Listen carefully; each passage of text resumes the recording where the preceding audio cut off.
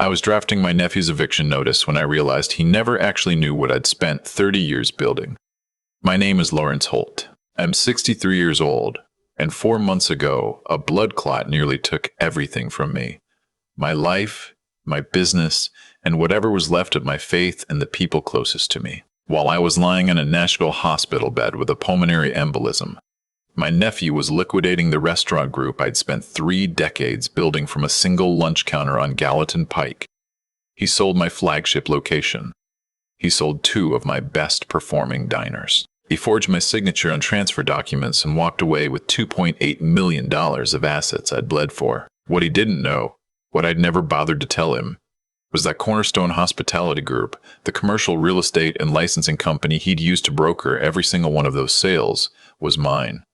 He paid my own company a $144,000 commission to help him steal from me. I didn't yell. I didn't threaten.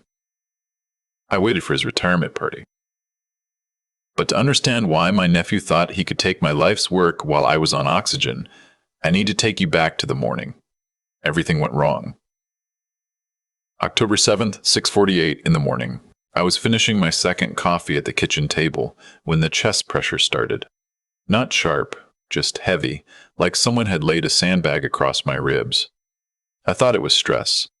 I'd been managing 14 restaurants across Middle Tennessee and Northern Alabama for 15 years. Stress was just weather.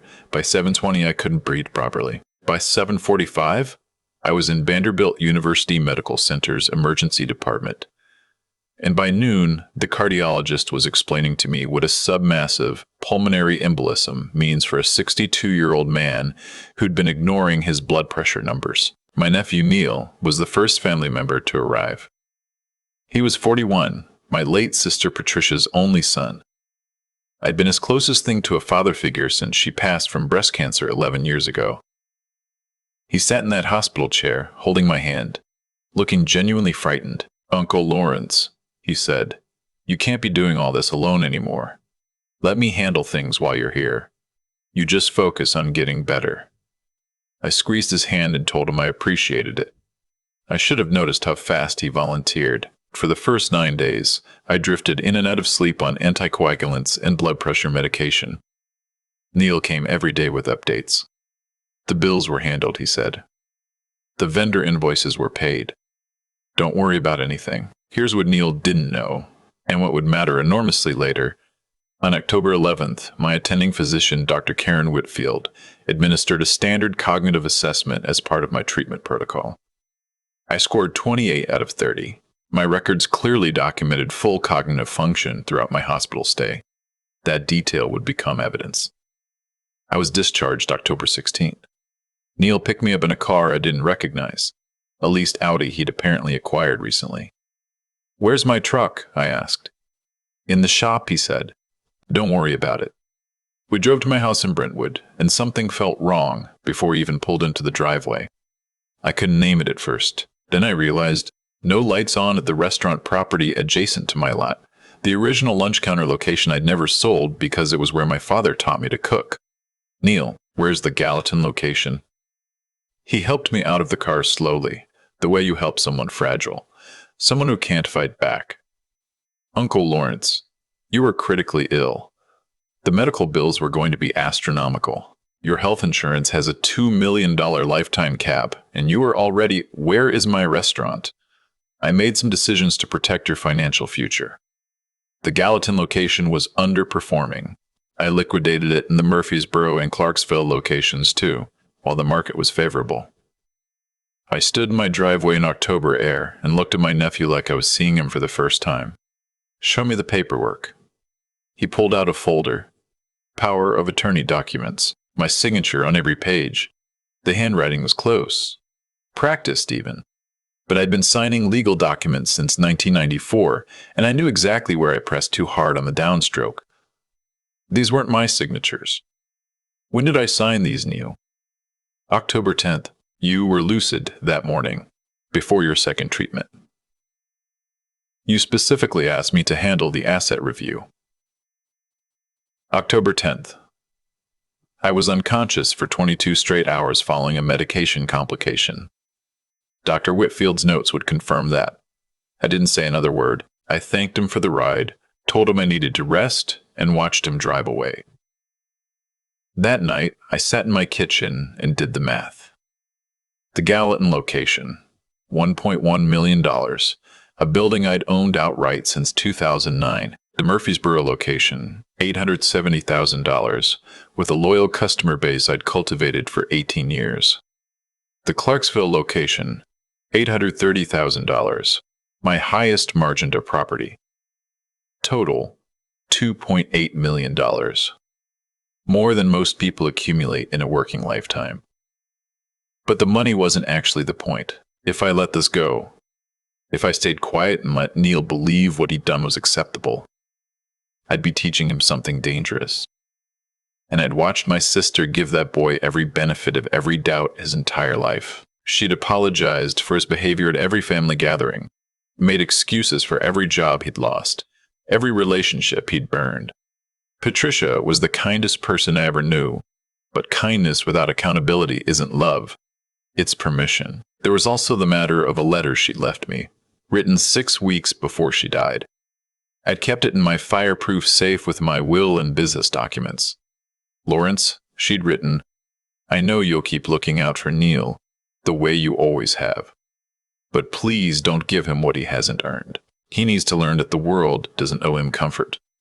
Don't let him become the kind of man who takes shortcuts at other people's expense.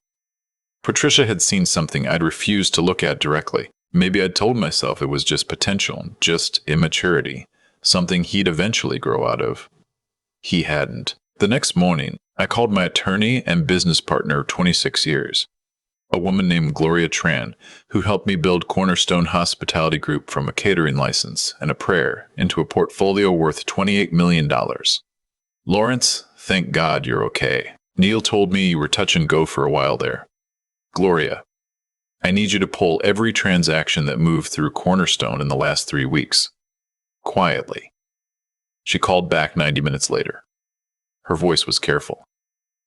You need to come in.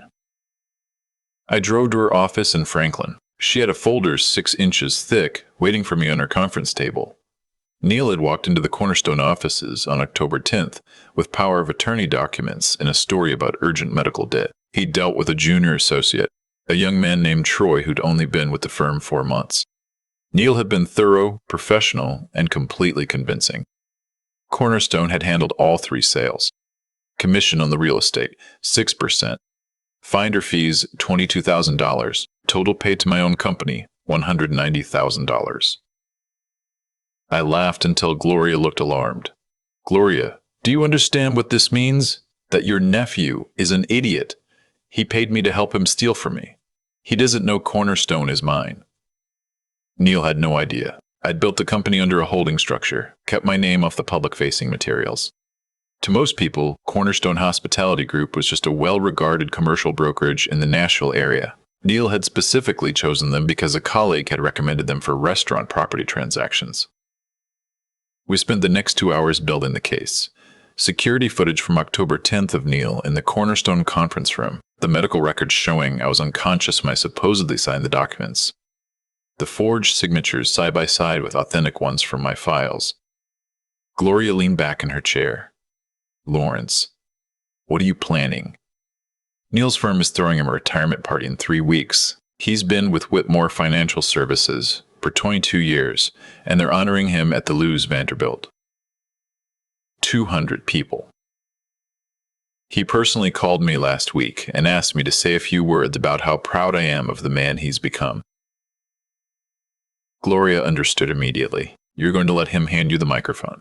He's going to ask me to speak at his party, so I'm going to speak. I pulled out my phone and opened the recording app. I'd been recording every conversation since I got home. Neil had confirmed the fraud in 4 separate calls. He just didn't know it yet. 2 weeks before the party, Neil came to my house for what he called a financial update meeting. He brought a laptop, color-printed reports, and the confidence of a man who believed he'd already won. Uncle Lawrence, I know the transition was jarring, but let me show you where we are. Spreadsheets. Charts. A lot of terminology I recognized immediately as borrowed from YouTube finance videos.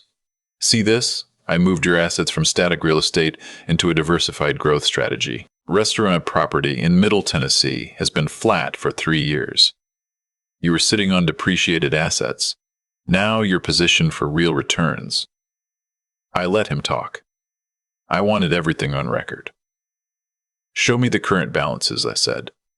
It's all managed digitally now. The accounts are in your name, obviously. I set them up through my firm's private wealth division. Show me the statements. Uncle Lawrence, you don't understand modern portfolio construction. These aren't like your old bank accounts. There are layers, liquidity tiers. Neil, I want to see where $2.8 million is right now. He clicked to a different screen. I watched his hands. They weren't steady. This is your primary growth vehicle, high-yield emerging market exposure, managed through what's the current balance? Pause. The positions are marked to market on a quarterly cycle, so the current liquid figure doesn't reflect. Neil, what is the number?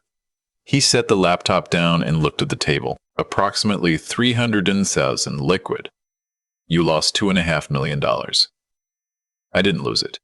I made aggressive allocations that moved against me in the short term. These are long cycle instruments, given time. In 6 weeks. The volatility was exceptional. I had stop losses in place, but I stood up from the table. Neil, you stole my restaurants. You forged my signature on legal documents while I was unconscious in a hospital. And then you gambled away everything I built with 30 years of 5 a.m. mornings. I was trying to protect you. Get out of my house. He stood, closed the laptop slowly. At the door, he turned around. Uncle Lawrence, I know this looks bad. Give me 6 months. I'll make it right. I have options at the firm. I can restructure. Neil. Yeah. Your retirement dinner. Is your division manager going to be there? The one who recommended Cornerstone to you? He blinked. Greg? Yeah, why? Just curious.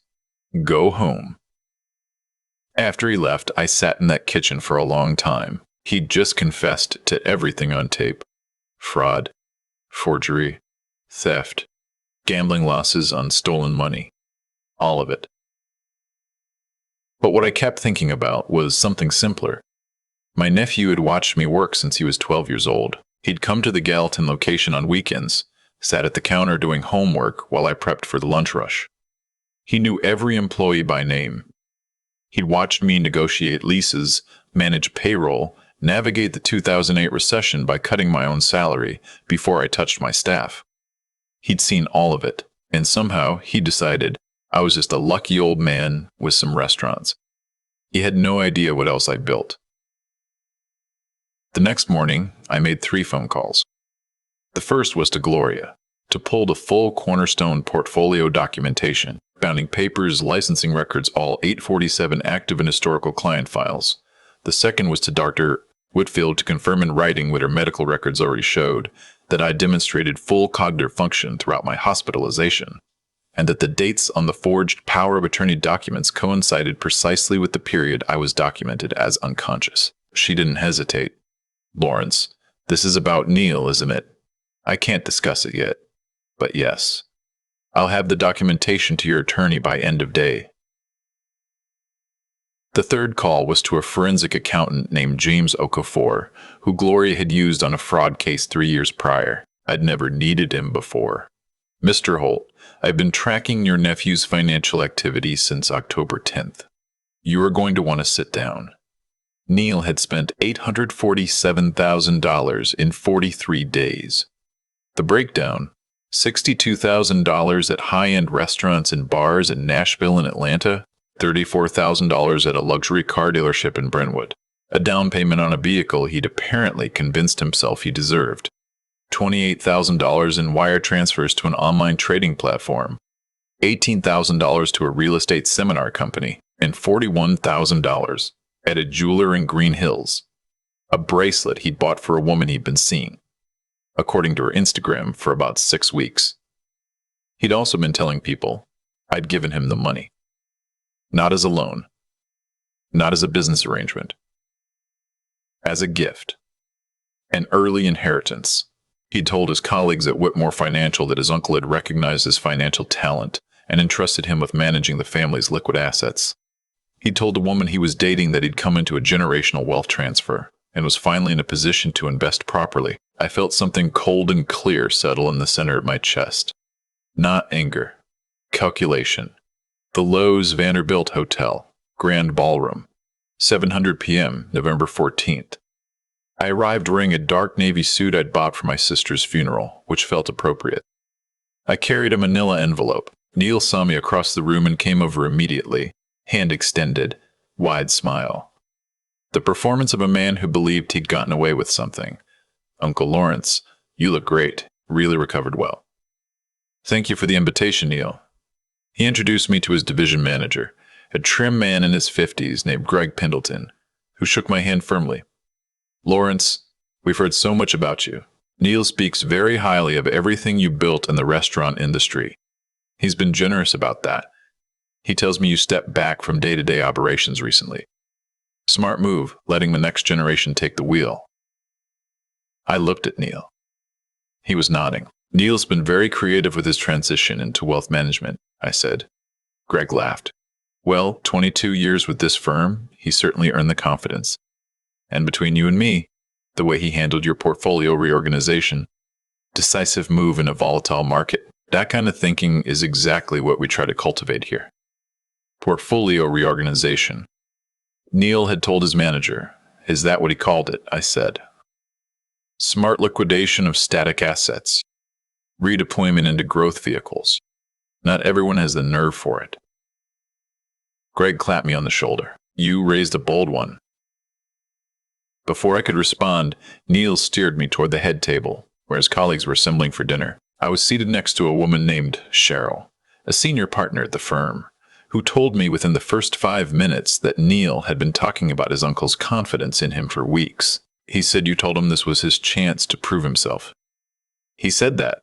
He seemed genuinely moved by it. You can tell this meant a lot to him." I nodded and looked across the table at my nephew, who was accepting congratulations from colleagues, laughing, lifting a glass of bourbon, completely at ease. He believed the hardest part was over. Dinner ended. The program director tapped the microphone. 3 of Neil's colleagues gave brief remarks. His manager, Greg, spoke warmly about Neil's 2 decades of service, his professionalism, his recent, bold financial instincts. The room applauded. Then Greg turned to me. "And now, we're honored to have Neil's Uncle Lawrence with us tonight. Lawrence," Neil specifically asked, "that you say a few words." 200 people turned to look at me. I stood up, picked up my water glass, and reached into my jacket for my phone. "Neil asked me to speak tonight about how proud I am of the work he's been doing," I said. "So I'd like to start by sharing something he said to me just recently." I found the recording from my kitchen table and pressed play through the room's speaker system. "I moved your assets from static real estate into a diversified growth strategy. Restaurant property in Middle Tennessee has been flat for 3 years. You are sitting on depreciated assets." Confused murmuring from the crowd. "Uncle Lawrence, you don't understand modern portfolio construction." I stopped the recording. That was my nephew explaining why he sold 3 of my restaurants without my knowledge or consent while I was recovering from a pulmonary embolism at Vanderbilt. Complete silence. Neil had gone the color of old chalk. "Neil," I said, keeping my voice even, "would you like to tell everyone what happened to the $2.8 million you received from those sales? Uncle Lawrence, or would you prefer I show everyone the power of attorney documents you filed on October 10th, while my hospital records document that I was unconscious for 22 consecutive hours?" I held up the medical records, the forged documents, the bank statements. The room was utterly still. Greg Pendleton had stopped breathing. "The sales were unauthorized," I continued. "The documents were forged. And the money, $2.8 million from properties I spent 30 years building, was gone in 6 weeks. 43 days to be precise." Greg stepped forward. "Lawrence, there must be some." "Greg, Neil told you I endorsed this as a portfolio reorganization. I was unconscious when he filed the paperwork. I've never authorized any of it. The woman Neil was dating had come in from the bar during dinner. She was standing near the back of the room now, perfectly still. Neil looked around. His colleagues, his manager, his girlfriend. 200 people. I was trying to protect you, he said quietly. It was the only thing he had left. Neil, I scored 28 out of 30 on cognitive assessment tests during my hospitalization. Dr. Whitfield is prepared to testify to that. You signed my name to documents on a date I was medically documented as unconscious. That's not protection. That's elder fraud. Greg Pendleton had his phone out. Not to record. To call someone. But here's the part I want everyone to understand, I said, and I let a breath out slowly. I reached into the manila envelope and pulled out the last document. Neil specifically chose Cornerstone Hospitality Group to handle the sale of my properties. He chose them because a colleague had recommended them for restaurant transactions in this market. I held up the paper. Cornerstone Hospitality Group, founded October 1998, Nashville, Tennessee. Current sole owner, Lawrence Holt. I watched the room process that. My nephew stole from me using my own commercial brokerage. He paid my company $190,000 in commissions and fees to help him commit fraud against me. He didn't know it was mine. He'd never asked. The murmuring that went through that ballroom was something I won't forget. People turning to each other, phones coming out. Neil backing slowly toward the edge of the room. Greg Pendleton was already in the hallway. The woman Neil had been seeing set her glass down on a table near the door, picked up her coat, and left without saying a word. I raised my water glass. To Neil, who asked me tonight to speak about what he's accomplished. I hope it's been instructive. No one drank. Neil walked out a side exit. I don't know if he ran after that. I was done watching him. I drove directly to the Brentwood Police Department. The detective I spoke with, a methodical man named Alan Cross, had been with the Financial Crimes Unit for 11 years. He looked at the folder I laid on his desk and was quiet for a long moment. Mr. Holt, most elder fraud cases come to us with a receipt and a hunch. This is the most complete case file I've seen outside of a federal prosecution. I spent 30 years in business, detective. Documentation is the only thing that holds. He walked me through the charges. Forgery. Theft over $250,000. A Class A felony in Tennessee. Elder financial exploitation. Given the amount and the deliberate nature of the fraud, he was looking at 8 to 15 years if prosecuted fully. If he cooperates, pleads guilty, makes full restitution. Depends on the judge. First offense, genuine remorse, full cooperation, maybe 4 to 6, with parole eligibility at 2. Neil was arrested at his apartment at 11:40 that night. He didn't run. James Okafor had the building under observation since 9 p.m., just in case. By the next morning, Whitmore Financial Services had placed him on administrative leave, pending a full account audit. The firm's compliance department had already identified 3 client accounts where Neil had moved money in ways that were going to require a separate investigation. That part wasn't my doing.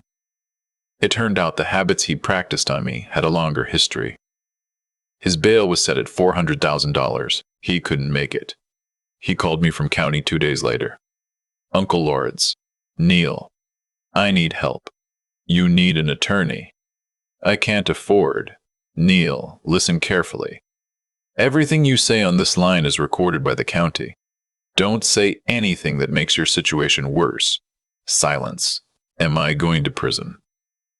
That's for the court to decide. I didn't think. He stopped himself. I thought you were dying. I thought you had maybe a 10% chance, and the doctors were just being kind. I panicked. And then when you survived, I didn't know how to undo it. I sat with that for a moment. I'd wondered. Neil, panicking doesn't explain forging signatures. It doesn't explain 43 days of spending. It doesn't explain telling your manager I endorsed it. No, he said. No. It doesn't. Do you know what your mother asked me to do in the letter she left? He didn't speak. She asked me not to give you what you hadn't earned. She saw this coming, Neil. She loved you more than anyone in this world, and she still saw it coming. She asked me to make sure you learn the value of what other people build. I failed her on that. I'm not going to fail her again. I heard him crying. I wasn't cold about it. He was Patricia's son, but I also knew that the version of accountability that let him walk away from this would be the cruelest thing I could do to him. Plead guilty. Tell the complete truth. Accept the sentence. And when you come out, if you come out and you've actually changed, not performed change, actually changed, I'll be here.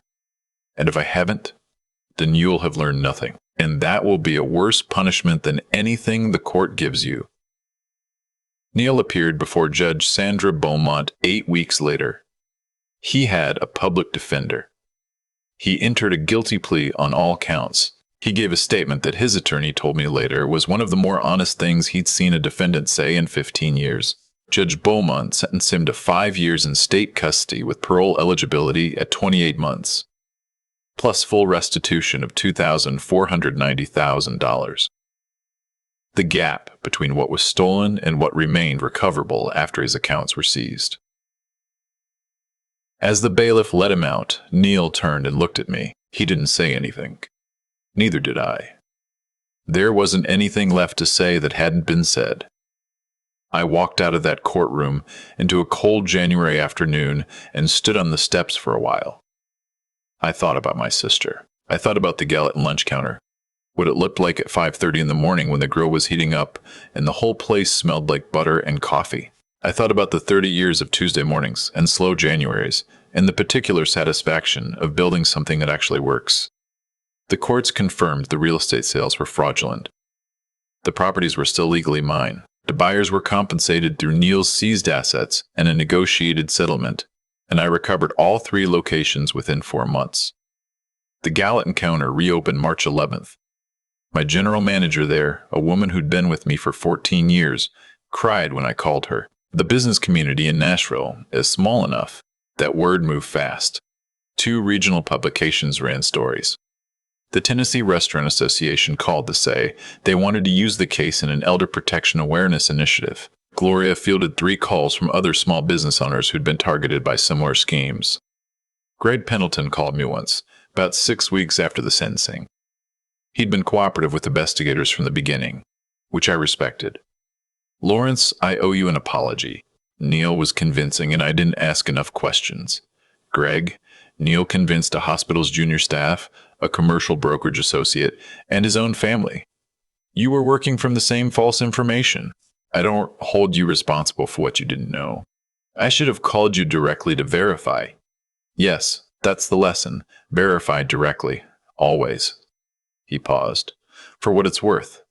The way you handled it. The patience, the documentation, the restraint. I'd been in financial services my whole career and I've never seen anything like it. My father used to say the loudest voice in the room is usually the least prepared. 14 months after the arrest, I received a letter from Neil through the prison's correspondence system. He was in a minimum security facility in Bledsoe County. He'd been assigned to the facility's financial literacy program, teaching a basic budgeting curriculum to other inmates with economic crimes histories. Uncle Lawrence, he wrote, I've been in counseling here for almost a year. I've been trying to understand not just what I did, but why I thought I could. My counselor calls it magical thinking, the belief that consequences apply to other people. I built an entire version of reality where what I was doing wasn't theft, because I was going to make it right eventually. I told myself that so many times it stopped feeling like a lie. I think about Mom a lot in here. I think about the fact that she knew. She knew what I was capable of, and she was still proud of me, which I used to mistake for permission. I understand now what she actually meant. I don't expect you to forgive me. I don't think that's the point. The point is that I understand what I took from you, not just the money or the properties. I took your sense of safety during the worst health crisis of your life. I took whatever was left of your ability to trust the one family member you thought you could count on. I'm trying to learn what it means to be trustworthy. It turns out it's mostly just doing the unglamorous thing, the right thing, when no one's watching. I'm starting to understand why you spent 30 years getting to work at 5 in the morning. I read the letter twice. Then I walked out to the back porch and sat there in the September evening, looking at the trees. Patricia would have cried reading that letter. She would have cried, and then she would have called me and said, "Lawrence, he's going to be okay." And I would have told her I hope she was right. I wrote back the same day, "Neil, honor isn't something you find. It's something you practice until it becomes automatic. Keep practicing. When you come home ready to work." The Gallatin counter opens at 6. I'll save you a stool. I don't know if he'll be the man I'm hoping for when he gets out. I can't know that yet. But for the first time since I watched that sold sign on my restaurant property from the end of my own driveway, I felt something loosen in my chest. Not forgiveness exactly. Something quieter than that. The possibility of it. If you've stayed with me this long, thank you for listening. I'll tell you what I told the Tennessee Restaurant Association when they asked me what advice I'd give to any business owner facing something like this. Document everything, from the very first conversation that feels wrong. Your memory will fail you. Paper doesn't. And if someone you love is doing something that feels like betrayal, trust that feeling earlier than I did. My name is Lawrence Holt. I own 14 restaurants in Middle Tennessee and Northern Alabama, 847 active and historical client files through Cornerstone Hospitality Group, and one kitchen counter where I still make my own coffee at 5:30 in the morning. Nobody takes that from you unless you let them. I've thought a lot about what actually caused all of this. Not the legal charges, not the money, not the forged signatures, but the root of it. The thing underneath everything else. I enabled it. That's the honest answer, and it took me a long time to sit with it, without flinching. For years I watched Neil take shortcuts, and I told myself it was youth. I watched him burn through jobs and relationships, and I told myself he just hadn't found the right situation yet. I gave him access to my life, my home, my trust, and I never once made him earn any of it. I thought I was being generous. What I was actually doing was teaching him that consequences were optional, that the people who loved him would absorb whatever damage he caused. And he learned that lesson completely. That's the part nobody talks about when they hear a story like this. Everyone focuses on the betrayal, on the fraud, on the courtroom. But the betrayal didn't start on October 10th when Neil walked into the Cornerstone offices with forged documents. It started years earlier, every time I looked the other way and called it kindness. My sister Patricia knew. She saw it and she told me, as clearly as she could from a hospice bed, and I still didn't fully listen. I thought I could split the difference, protect him and hold him accountable at the same time. You can't. You have to choose one, and whichever one you choose, you're choosing it completely. What I know now is that real accountability isn't cruelty. It's the opposite. When I finally told Neil the truth, in that courtroom, in that phone call from county, when I stopped softening it, that was the first genuinely loving thing I'd done for him in years. Not because it hurt him, because it was real. Because it treated him like a man who was capable of being better, instead of a child who needed to be protected from the consequences of his own choices. There's something about building things slowly, the way I built the restaurants and Cornerstone, that teaches you what Neil never learned, that value comes from the accumulation of unglamorous decisions. The 5 a.m. mornings. The vendor call you make on a Saturday, the lease negotiation you prep for 3 weeks before you walk into the room. None of it looks impressive from the outside, but it compounds. Over 30 years, it becomes something that can't be taken from you. Because the taking of it doesn't take the knowledge of how it was built. Neil tried to take a shortcut to that. He ended up with 43 days of someone else's life and a 5-year sentence to think about why it didn't work. I'm not angry at him anymore. That surprised me. I thought I would be angry for a long time, but what I feel now, when I think about him in that facility in Bledsoe County, teaching other men how to build a basic budget, is something closer to hope. The cautious, unguaranteed kind. The kind you don't say out loud too often. The Gallatin counter opened back up in March. I was there at 5:30 the first morning, same as always. The grill heated up. The coffee started. The light came through the front windows the exact same way it did when my father taught me to cook in that kitchen 40 years ago. Some things you build right, and they stay.